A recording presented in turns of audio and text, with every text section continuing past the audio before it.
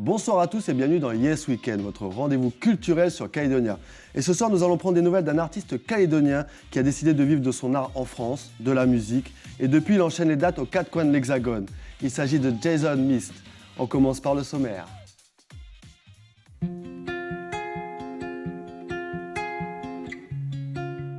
Évoluant à la frontière de divers styles musicaux tels que le folk, le blues, le rock ou encore le reggae et influencé par la musique indienne,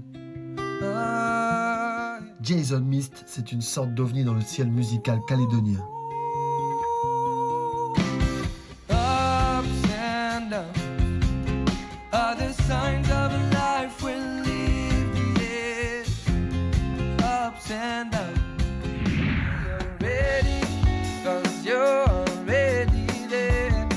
I know that time is money. Artiste prolifique depuis son plus jeune âge, Jason a décidé de partir vivre en France depuis quelques années déjà pour favoriser sa carrière musicale. How I care, and when it is all over. Et cela semble porter ses fruits. Mais comment Jason vit-il cet exode et comment se porte sa carrière? 'Cause you're already there. C'est ce que nous verrons avec lui dans cette émission. Money, but time is all we have. I'd love to be the answer, but surely that's not fair. And when it is all over. Louis Armstrong avait sa trompette. Bruce Springsteen avait son harmonica. Mon invité du jour a sa guitare slide. Et Lindsey Stirling, dont Stéphanie va nous parler dans cette seconde partie, ne fait qu'un avec son violon.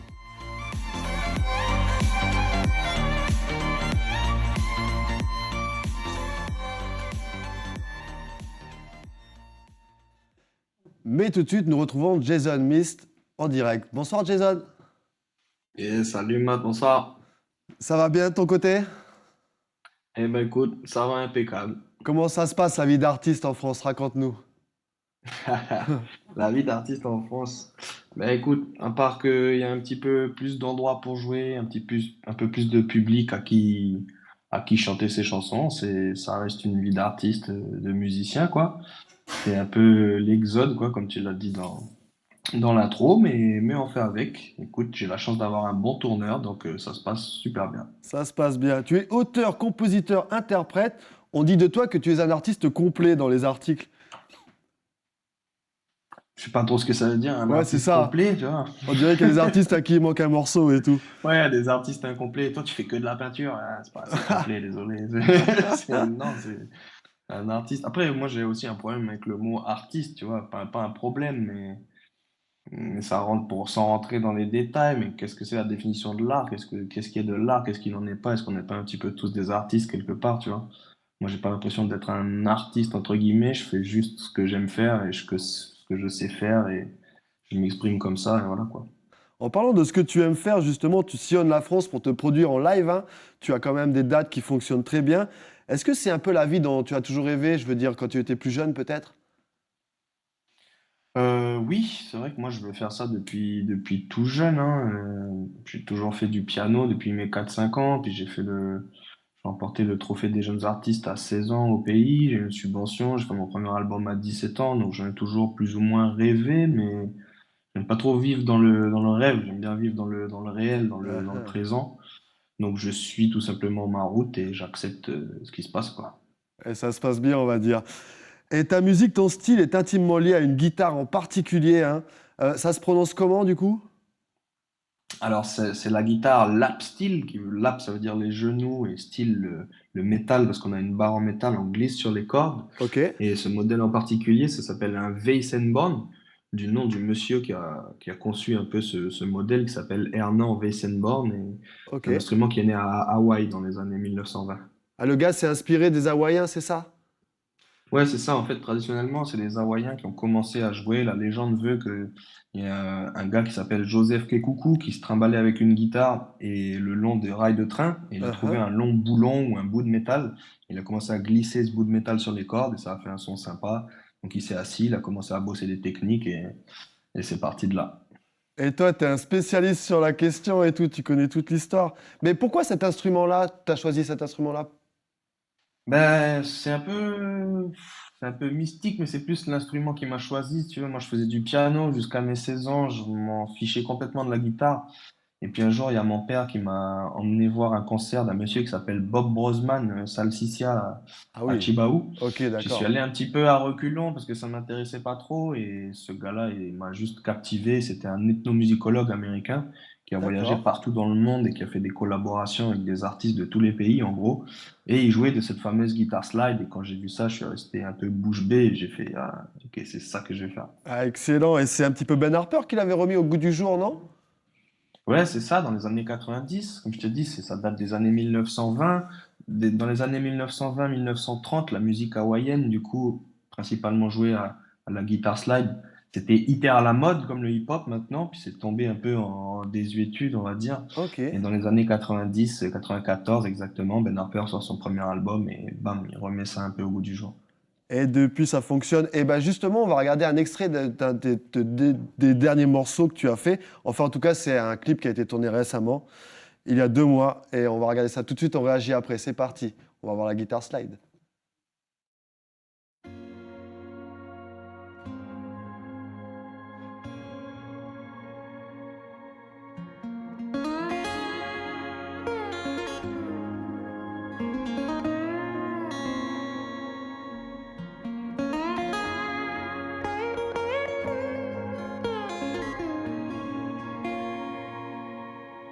There's a healing and a feeling in the water, so appealing and appeasing in the water. So much crying, so much fighting over water, while it's raining down on we all the time.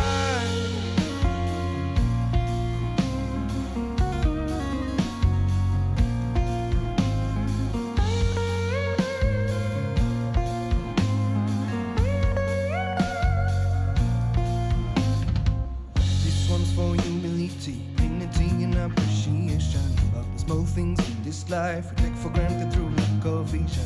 Meditation by the water, reflecting on my decisions. So don't be too mad when I come around and sound like I'm preaching in tongues. Holy Yahweh, spirit of cleansing. Holy Yahweh, he's everlasting. There's a healing and a feeling in the water, so appealing and appeasing in the water. So much crying, so much fighting over water, while it's raining down on we all the time.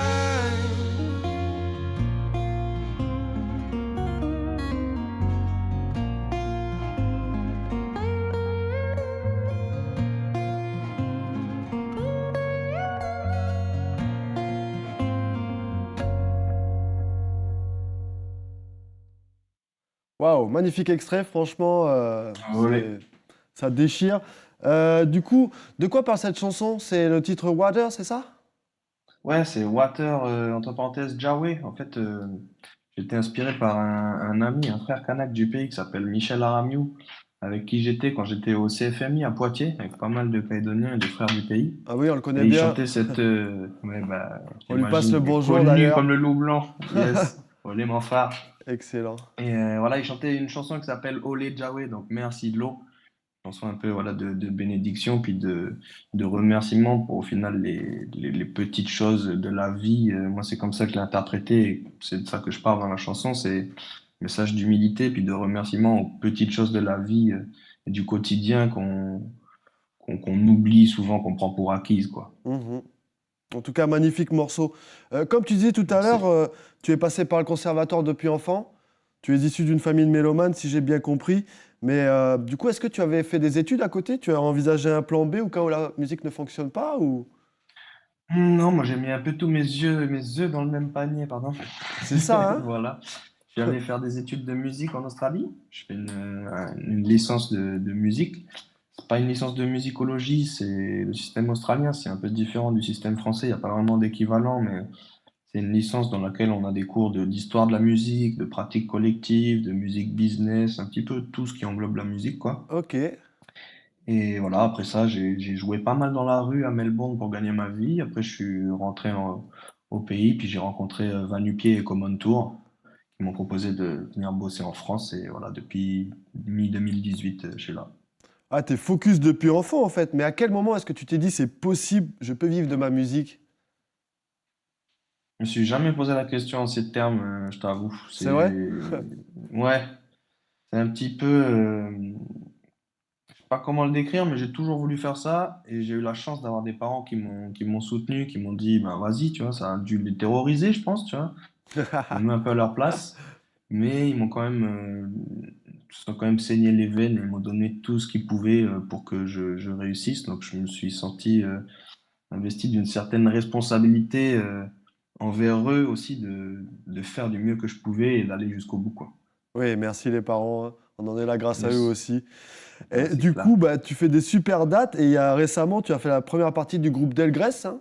C'est quand même un groupe Oui, de blues qui monte alternatif. ouais, Euh, c'est clair. En groupe ou en solo, tu es avant tout un artiste live. Qu'est-ce qui te plaît particulièrement dans le live en fait? Bah, c'est un peu le summum de l'expression de ce qu'on fait. J'adore faire des albums, j'adore être enfermé dans le studio et pinailler entre guillemets sur des sons et tiens, on va faire ci, on va faire ça à tel moment. Mais le live, c'est un petit peu c'est pourquoi la musique est là hein, depuis le début de l'humanité. J'imagine, on joue et on chante au coin du feu, on partage des histoires, on partage des moments comme ça, et c'est la forme la plus pure entre guillemets de ce que je fais, c'est-à-dire de la musique, quoi. Exactement.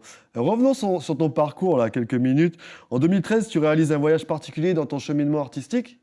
C'est ça, hein? Ouais, Tu te ouais, c'est rends en Inde ça. Ouais, c'est ça, à Calcutta, et là, tu vas pendant voir quelques quelqu'un mois.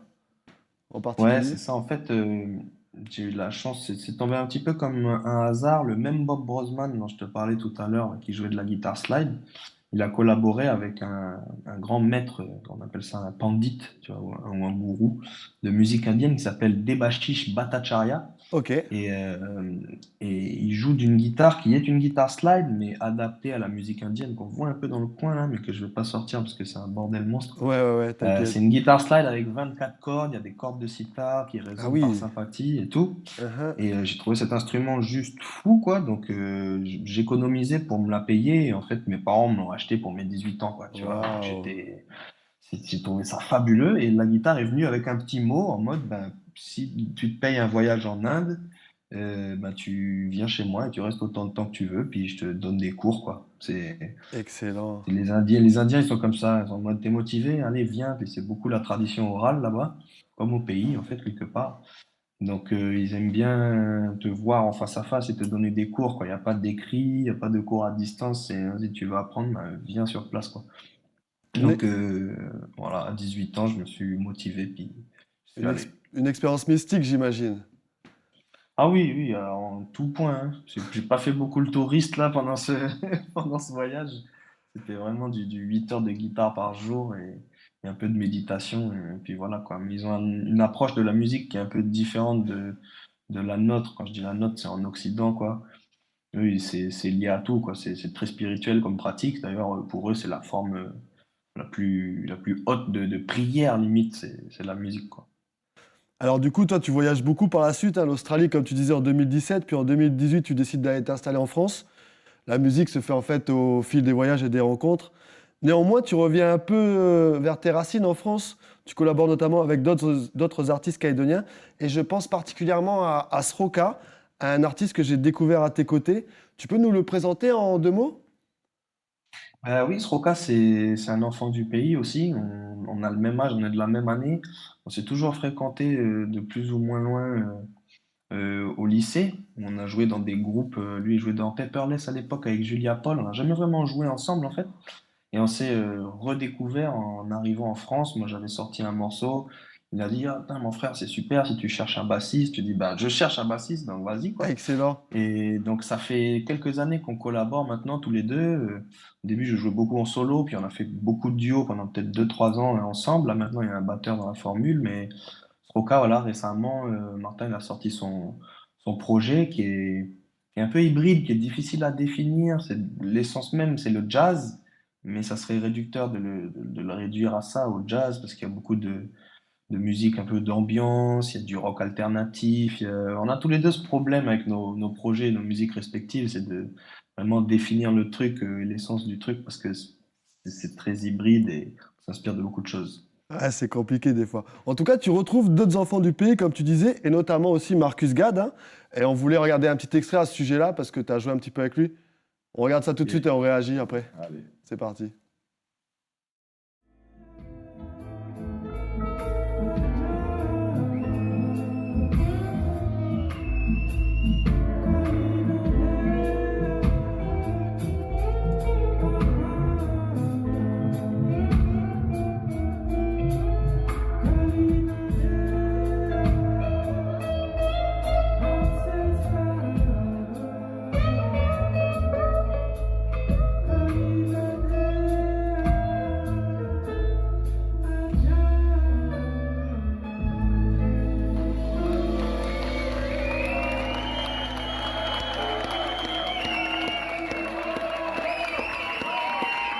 À la banque, s'il vous plaît, un maximum de bruit pour mon frangin, Jason Mist.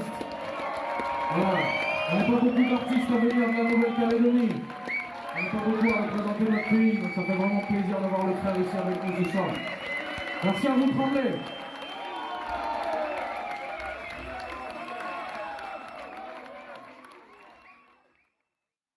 Voilà pour ce très bel extrait, hein. On ressent l'émotion à la fin, on te voit reprendre ta respiration même.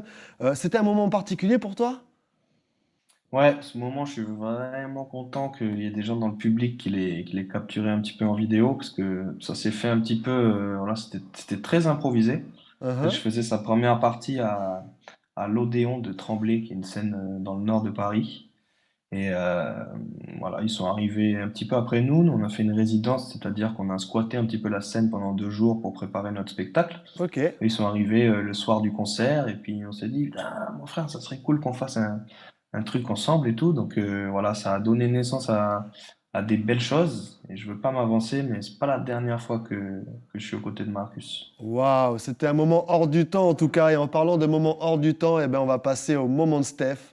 C'est maintenant, tout de suite. C'est parti pour le moment de Steph.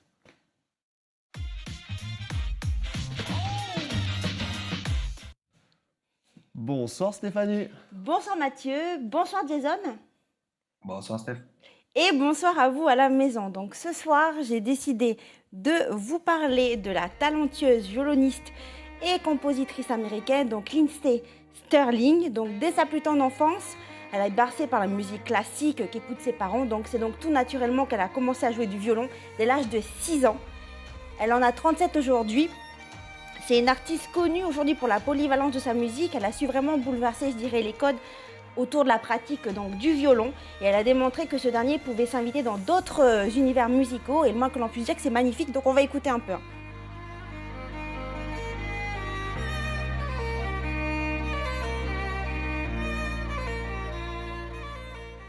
Voilà, donc sa musique, c'est vraiment un mélange de danse, d'électro, de pop, avec des inspirations très celtiques quand même. Donc il faut savoir que cette artiste, elle a été repérée par l'émission American Got Talent, c'est l'équivalent de La France a un incroyable talent en 2010. Mais tout s'est pas bien passé parce que certains juges lui ont dit qu'elle n'était pas assez douée. Parce qu'elle danse en jouant du violon. Et donc elle n'était pas assez douée, qu'elle remplirait jamais des salles à Las Vegas. Donc elle ne s'est pas découragée, elle a persévéré. Elle a décidé elle-même de faire sa promotion sur sa chaîne YouTube. Et donc, elle a commencé, donc vous allez le voir, oh, tac, tac, tac, il y a un petit souci, voilà. Elle a commencé d'abord à reprendre des mélodies, principalement de jeux vidéo connus. Donc celui-ci, on va écouter, c'est Assassin's Creed pour ceux qui connaissent. Si on pouvait monter un peu le son, merci, Lucie.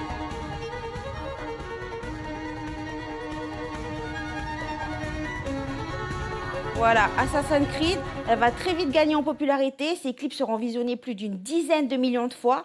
Aujourd'hui, Elle remplit des stades aux quatre coins du monde, comme quoi le travail finit toujours pas payé. Ses spectacles sont grandioses, ses chorégraphies sont inspirées de l'univers fantastique. Elle nous en met plein les yeux, elle pense à tout, hein, la danse, les décors, les costumes, elle est entourée de danseurs. Elle fait tout, c'est une sacrée bosseuse. On comprend pourquoi aujourd'hui elle a quand même 14 millions d'abonnés donc sur sa page YouTube. Elle remporte des prix aux YouTube Music Awards. En tout cas voilà, c'est vraiment une artiste à part entière, dont l'instrument, le violon, est vraiment devenu, je dirais, le prolongement d'elle-même. Elle a vraiment remis cet instrument au goût du jour sur des rythmes beaucoup plus modernes. Et en tout cas, c'est à noter, elle sort son 8e album le 14 juin prochain. Voilà, moi je trouve qu'elle est magnifique. Merci Steph. En tout cas, une réaction, Jason? Oui, c'est du lourd, hein. Moi, je l'avais découvert avec sa reprise, son cover d'une des chansons du Seigneur des Anneaux. C'est un grand fan. Et c'est Ouais. typique le genre de démarche que j'adore, prendre un instrument, essayer de montrer, de prouver qu'on peut en faire un peu tout ce qu'on veut, jouer dans n'importe quel style. Elle danse et tout, c'est incroyable. Merci Stéphanie en tout cas. Et en parlant de style, justement, c'est compliqué de mettre Jason Miss dans une case? Oui, même pour moi-même. Mais je trouve que c'est la tendance un petit peu générale actuellement, même mondialement, tu vois. Plus il y a cet effet de mondialisation, qu'il n'y a pas que des mauvais effets en fait finalement. Plus toutes les musiques se cross-pollinisent Se et se fusionne marient un petit aussi. peu, quoi. Se Uh-huh. fusionnent, c'est ça. Oui, parce qu'à un moment donné, on t'avait mis dans la case New Roots. Et moi, je pensais que c'était un terme Oui. jamaïcain qui parlait de reggae jamaïcain, et puis j'ai découvert ça. Non, c'est un terme plutôt australien en fait. Ah, ok, C'est d'accord. en gros l'idée, c'est prendre les musiques roots, c'est-à-dire tous les trucs country, folk, blues, musique un peu ancienne quoi, et les remettre un petit peu au goût du jour. D'accord, ok. Voilà, je me suis un peu émancipé de ce terme parce que ça veut pas dire grand-chose pour grand monde en fait au final, tu vois. Maintenant, on est plus sur musique alternative, folk, rock, blues. Ouais, c'est toujours un casse-tête de Un casse-tête. Mais mettre le doigt sur le. Ouais, un style en particulier. Mais du coup, toi, tu vis essentiellement de ta musique, on est d'accord? Ouais, c'est ça. En France, ils ont Aujourd'hui. le statut d'intermittent du spectacle qui aide quand même à vivre pendant les périodes creuses où on fait pas beaucoup de concerts. Ok. Sinon, voilà, moi je donne des cours de guitare slide à distance là par internet. Ah, Puis yes. je joue beaucoup, puis on s'y retrouve hein, en fait. Ok, tu fais des petits compléments comme ça. Et du coup, tu fais beaucoup de dates, j'imagine aussi, quoi. Aujourd'hui, les CD se vendent plus Ouais, trop. bah les CD ils se vendent uniquement après les concerts en fait. Tu vois, il y a des gens, des fois ils ont même pas de machine à CD, même pas d'appareil à CD dans la voiture, mais juste pour soutenir, pour voilà, faire un petit geste, ils vont acheter le CD. Donc ça se vend pas mal à la fin des concerts, ça se vend même bien. Et sinon, voilà, c'est quand même les concerts qui font principalement le beurre, quoi, puis les droits d'auteur et les choses comme ça. Et justement, sur les réseaux, j'ai trouvé plusieurs collaborations de ta part. Et puis, on en regarde une dernière. Après, ça va être le moment de se dire au revoir. C'est parti pour une dernière vidéo. Water revisité.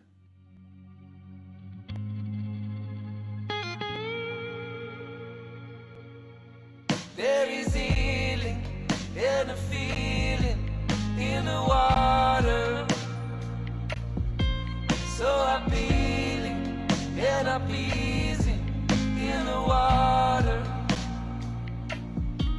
So much crying, so much fighting over water.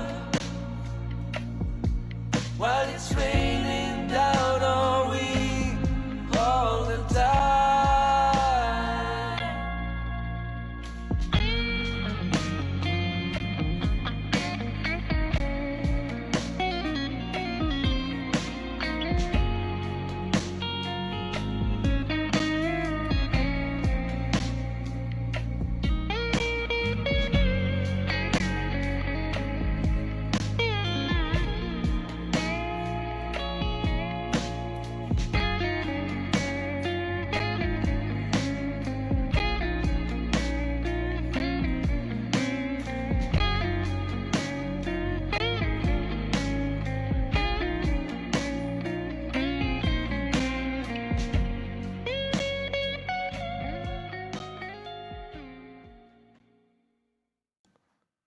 Magnifique collaboration encore sur le morceau Water revisité. Où est-ce qu'on peut trouver tes albums? Du coup, où est-ce qu'on peut trouver ce morceau, Jason?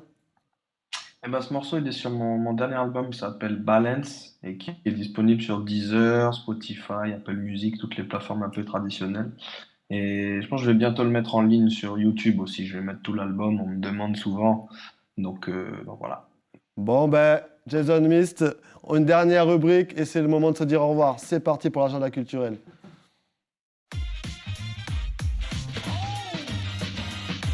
Si vous êtes un fin gourmet, le marché de Mamie à Farino devrait enchanter vos papilles. Confitures, achards, beignets de crabe, bonbons coco et bien d'autres surprises vous y attendent. Mais ce n'est pas tout, il y aura de l'artisanat et de magnifiques plantes, tout cela dans une ambiance festive. Ça se passe ce dimanche de 8h à midi sur la place de la mairie. Un beau moment de plaisir gustatif et de partage à venir. Enfin, n'oubliez pas que la brocante de la bande à Nounou se déplace ce dimanche de 7h à midi au Hall de Magenta. L'idéal pour vous promener, voir de beaux objets, faire de belles rencontres, mais aussi et surtout tomber sur l'affaire du siècle. Les ventes serviront à payer les frais vétérinaires et les pensions des petits protégés de l'association. Une bonne action pour une bonne cause, alors n'hésitez pas à y faire un tour. Et voilà pour cet agenda culturel. Il est temps de se dire au revoir. Jason Mist, merci d'avoir participé à cette émission. Merci à vous de m'avoir invité, franchement c'était un plaisir. C'était un plaisir aussi de prendre des nouvelles de toi. Et en tout cas, on te souhaite plein de réussite dans tes projets à l'avenir. Et on se dit au revoir, Jason. Merci. Au laitier à tous les auditeurs et au pays. Allez, bye bye. Et nous, chers téléspectateurs, il est temps de se dire au revoir. Donc on se donne rendez-vous la semaine prochaine, même heure, même chaîne. D'ici là, prenez soin de vous ce week-end. Et moi, je vous dis au revoir.